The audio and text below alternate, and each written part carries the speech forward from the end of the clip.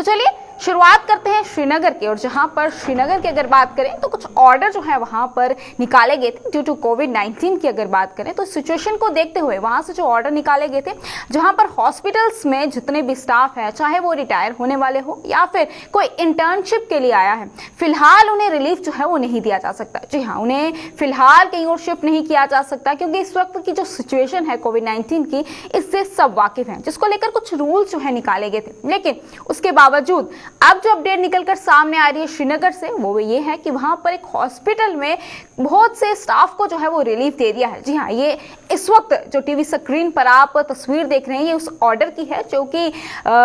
श्रीनगर से निकलकर सामने आई है। लेकिन अब सवाल यहाँ पर ये खड़ा होता है कि बहुत सारे लोग हैं जिनका सीधा सवाल जो है वो यूं कहें कि साफ तौर पर ये कहना है कि प्रशासन जो है इस तरह के ऑर्डर जो है वो निकाल रही है। जी हाँ, उनका कहना है कि दिल्ली में बैठी सरकार जो है इस तरह के ऑर्डर निकाल रही है, जो कि ये ऑर्डर बिल्कुल भी सही नहीं है और ये ऑर्डर जो है बिल्कुल हमारे खिलाफ है। लेकिन अब सवाल यहाँ पर खड़ा होता है कि ये जो ऑर्डर निकाला गया है, ये तो जाहिर सी बात है हॉस्पिटल के ही किसी आप या फिर यूं कहें कि हॉस्पिटल के हेड जो है उनकी तरफ से आया होगा, लेकिन लोगों का निशाना सीधा और सीधा सरकार की तरफ क्यों है? बहुत सारे सवाल यहां पर खड़े होते हैं। और कितने स्टाफ को जो है रिलीफ दिया है, क्या क्या पूरी इसकी जानकारी है, पूरी हम जानने की कोशिश करेंगे। और ये जो ऑर्डर निकलकर सामने आया इसमें और क्या क्या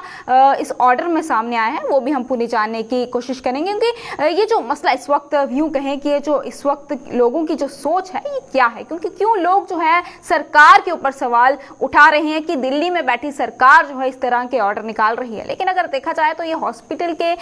रूल्स यूं कहें या हॉस्पिटल ने ये ऑर्डर्स निकाले हैं, तो क्यों ये हर बार जो है ये सवाल या फिर इस कटघरे में सरकार को खड़ा कर दिया जाता है? पूरी जानकारी जो है वो लेनी बहुत ही ज्यादा जरूरी है। अभी थोड़े ही समय में हमारे साथ हमारे संवाददाता सनम एजाज हमारे साथ ज्वाइन करेंगे। इनसे हम तमाम जानकारी लेंगे और जानेंगे कि आखिरकार क्या कुछ हालात है वहां के और कितने स्टाफ को जो है वहां से रिलीफ दे दिया है। तो चलिए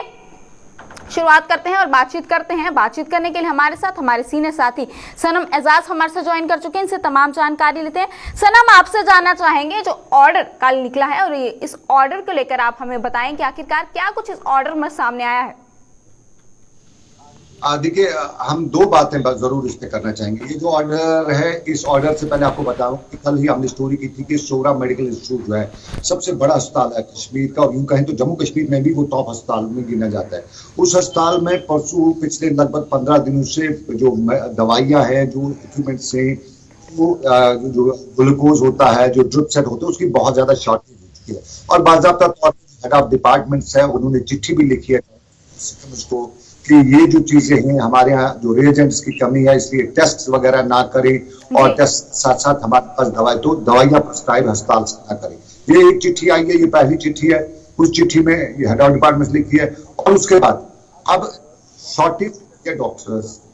वहाँ पे जो कंसल्टेंट्स हैं, रेजिडेंट्स हैं वगैरह, उनकी शॉर्टेज हो गई है। शाम की अगर जाना पड़े हॉस्पिटल तो आपको डॉक्टर नहीं मिलेगा। इनके वार्ड्स में 2-3 डॉक्टर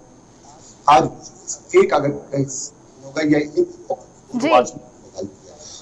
इमरजेंसी सर्विसेज है, वहां पे 3-4 डॉक्टर्स होंगे, एक इमरजेंसी करने के लिए इमरजेंसी वहां पे भी आपको डॉक्टर मिलेगा, एक डॉक्टर मिलेगा। वहां पे बड़ी भीड़ और पेशेंट से अटेंडेंट से वो झगड़ा शुरू कर देते हैं। अब डॉक्टर ये बहुत कुछ तादाद में डॉक्टर मिली, लेकिन डॉक्टर के नामने की वजह खुद मेरे जो सोहरा के हाफिज हुए, सोहरा में बाकायदा तौर पर जो रजिस्ट्रार थे मेरे डिफरेंट डिपार्टमेंट से वहां भेजा गया था, उन्हें वहां पे भेजा जाता है। वहां एक तो उनकी ट्रेनिंग होती है और ट्रेनिंग के साथ साथ उन्हें जॉब से सर्विसेज भी देनी पड़ती है। लेकिन सोहरा के हाफिज ने एक ऑर्डर निकाला है और ये ऑर्डर जो हमारे आपके पास है, इस ऑर्डर में बाकायदा तौर पर करीबन 150 के करीब जो डॉक्टर थे, जो रजिस्ट्रार थे, जो इंटर्नशिप जो होता है पोस्ट ग्रेजुएशन का, वो खत्म करने के बाद उनको वापस रिलीव कर दिया गया है। और रिलीव करने के बाद जब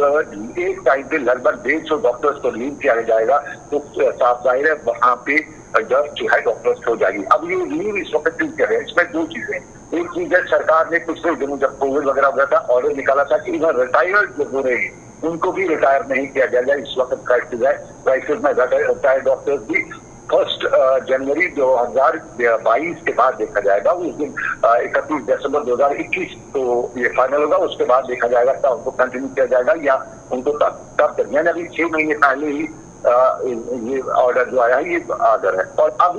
जो 150 डॉक्टर्स का लगभग 150 के करीब डॉक्टर्स इनके रिलीव करने के बाद क्या होगा कि सूरा में गर्थ होगी डॉक्टर्स की, और यहाँ पे क्राइसिस होगी। और इस क्राइसिस में इम्पोर्टेंट ये है कि जो एक तो सरकार का उल्लंघन जो ऑर्डर है उसका उल्लंघन हुआ है, खुद सरकार का ऑर्डर है, वो ऑर्डर भी हमारे पास है, और दूसरा ऑर्डर भी है हमारे पास, दोनों ऑर्डर्स है। इसमें ब्रॉडर स्पेक्ट्रम में हम देखें तो वहां पे जितने भी पेशेंट जाते हैं, अटेंडेंट जाते हैं, जब वहाँ डॉक्टर नहीं होते हैं तो वहाँ क्राइसिस हो जाती है, तो सरकार को आरोप लगाए जाते हैं,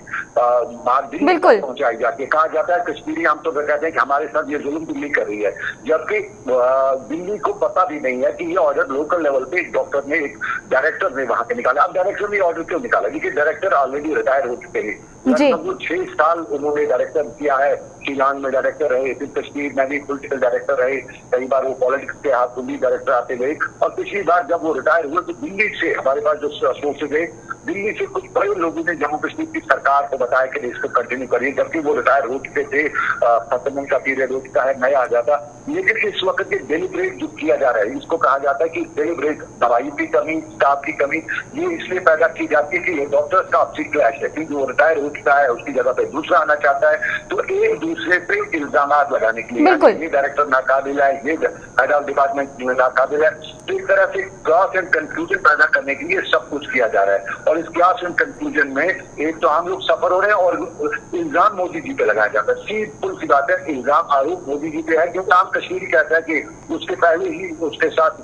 ये जो सिचुएशन बनी है उसमें उसको अक्सर बताया यही जाता है कि यार तुम्हारे साथ जो कुछ जुल्म हो रहा है दिल्ली करी है। तो अब ये भी बताया जा रहा है कि भाई आपका सोरा में डॉक्टर्स की परेशानी जो है, अटेंडेंस को परेशानी है, सही मोदी जी पे आरोप लगाए जा रहे हैं। तो ये सिस्टम है कि वहां पे डॉक्टर्स की आपस की क्राइसिस, उस क्राइसिस में एक दूसरे की खींचातानी, और इस खींचातानी में ये ऑर्डर्स वगैरह निकालना, ये साफ है उनकी अपनी लड़ाई, और उस लड़ाई में कश्मीरी के सामने एक दिल्ली की जो नेगेटिव इमेज है वो पैदा करने की कोशिश की जा रही है। इस वक्त जरूरत है कि इस इंस्टीट्यूट में, देखिए वहाँ पे मेडिसिन आज किसी पेशेंट को नहीं मिलती, और जब मेडिसिन का पूछा जाता है तो बताया जाता है कि एक कमेटी बनी हुई है और हमें टॉप रॉसेस में लोग हैं, वो कमेटी को काम नहीं करने देने, ये बताया जाता है, प्रैक्टिकली नहीं किया जाता है। तो ये जब कमेटी की बात आ जाती है तो कहा जाए ये भी जोड़ा जाता है, तुक्का ये भी लगाया जाता है कि भाई साहब यहाँ तो दिल्ली का राज चल रहा है, हम क्या कर सकते हैं, हम गरीब बेचारे हैं, कश्मीरी है, मुसलमान है, ये सब हुआ है। तो ये सब करते हुए यहाँ का पेशेंट भी सफर, लोग भी सफर,